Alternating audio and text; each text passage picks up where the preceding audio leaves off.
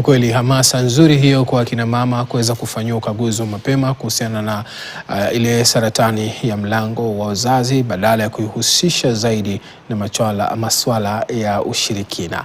Baada ya wakazi kaunti ya Bungoma wameipa serikali makataa ya siku 3 kuhakikisha ofisi ya Usorovea mjini humo imefunguliwa mara moja ili kutoa huduma kwa umma kwa wakati.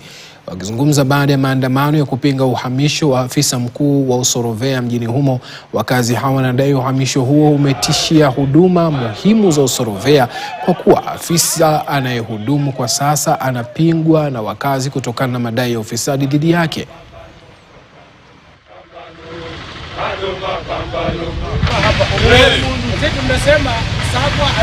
Kuna jambo ambalo limefanyika hapa Bungoma County na ambalo limekasirisha sisi sana, kwamba County Sabea Bwana Sakwa ati amepikwa transfer kwenda Nairobi baada ya kusafu mwaka moja hapa Bungoma.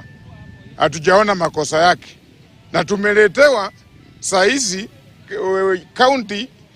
County Sabea kutoka Busia ambaye yeye amefukuzwa huko kwa ufisadi.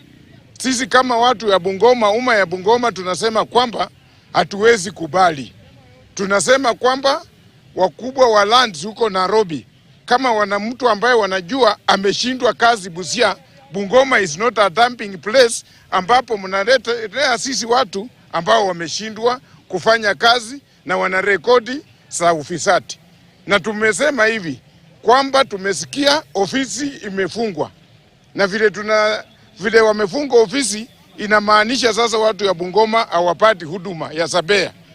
Sisi tunasema kwamba tumepeana serikali siku 3, wasipofungua hiyo ofisi, Bwana Sakwa arudi kwa ofisi ahudumie watu, sisi tutaenda kufungua hiyo ofisi.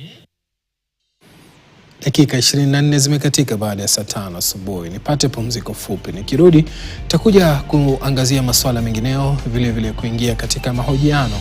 Sende mbali mtazamaji.